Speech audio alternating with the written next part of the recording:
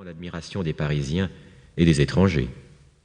La vieille garde allait exécuter pour la dernière fois les savantes manœuvres dont la pompe et la précision étonnèrent quelquefois jusqu'à ce géant lui-même, qui s'apprêtait alors à son duel avec l'Europe. Un sentiment triste amenait aux Tuileries une brillante et curieuse population. Chacun semblait deviner l'avenir et pressentait peut-être que plus d'une fois, l'imagination aurait à retracer le tableau de cette scène, quand ces temps héroïques de la France contracteraient, comme aujourd'hui, des teintes presque fabuleuses. « Allons donc, plus vite, mon père !» disait la jeune fille avec un air de lutinerie en entraînant le vieillard. « J'entends les tambours. »« C'est les troupes qui entrent aux Tuileries, » répondit-il. « Ou qui défilent, tout le monde revient, » répliqua-t-elle avec une enfantine amertume qui fit sourire le vieillard. « La parade ne commence qu'à 12h30, » dit le père qui marchait presque en arrière de son impétueuse fille. L'enfant se haussa sur la pointe des pieds et put entrevoir une foule de femmes parées qui encombraient les deux côtés de la vieille arcade en marbre par où l'empereur devait sortir.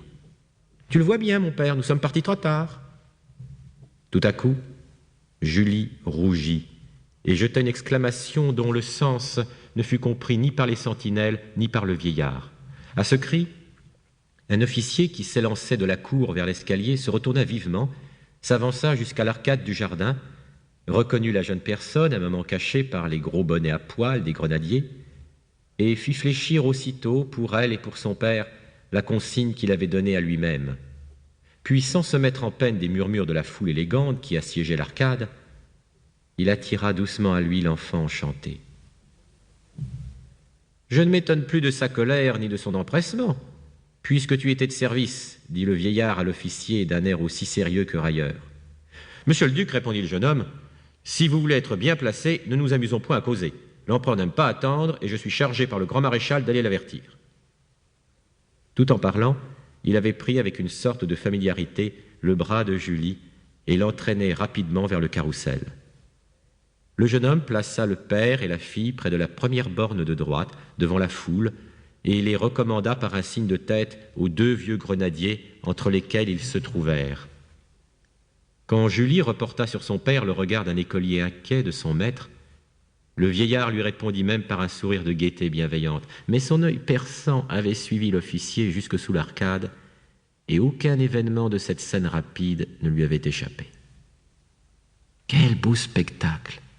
dit Julie à voix basse en pressant la main de son père. L'horloge du château sonna une demi-heure. En ce moment, les bourdonnements de la foule cessèrent, et le silence devint si profond que l'on eût entendu la parole d'un enfant.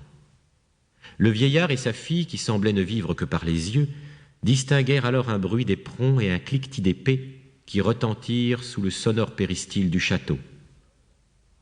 Un petit homme assez gras, vêtu d'un uniforme vert, d'une culotte blanche et chaussé de bottes à l'écuyère, parut tout à coup, en gardant sur sa tête un chapeau à 3 cornes aussi prestigieux que l'homme lui-même. Le large ruban rouge de la Légion d'honneur flottait sur sa poitrine, une petite épée était à son côté.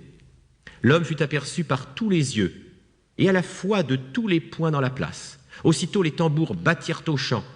Les deux orchestres débutèrent par une phrase dont l'expression guerrière fut répétée sur tous les instruments, depuis la plus douce des flûtes jusqu'à la grosse caisse. À ce belliqueux appel, les âmes tressaillirent, les drapeaux saluèrent, les soldats présentèrent les armes par un mouvement unanime et régulier qui agita les fusils depuis le premier rang jusqu'au dernier rang dans le carrousel. Des mots de commandement s'élancèrent, de rang en rang, comme des échos. Des cris de « Vive l'empereur !» furent poussés par la multitude enthousiasmée. Enfin, tout frissonna, tout remua, tout s'ébranla. Les manœuvres commencèrent. Si jusqu'alors la jeune personne avait partagé son attention entre la figure impassible de Napoléon et les lignes bleues, vertes et rouges des troupes, en ce moment elle s'occupa presque exclusivement, au milieu des mouvements rapides et réguliers exécutés par ces vieux soldats, d'un jeune officier qui courait à cheval parmi les lignes mouvantes et revenait avec une infatigable activité vers le groupe à la tête duquel brillait le simple Napoléon. Cet officier montait un superbe cheval noir et se faisait distinguer au sein de cette multitude chamarrée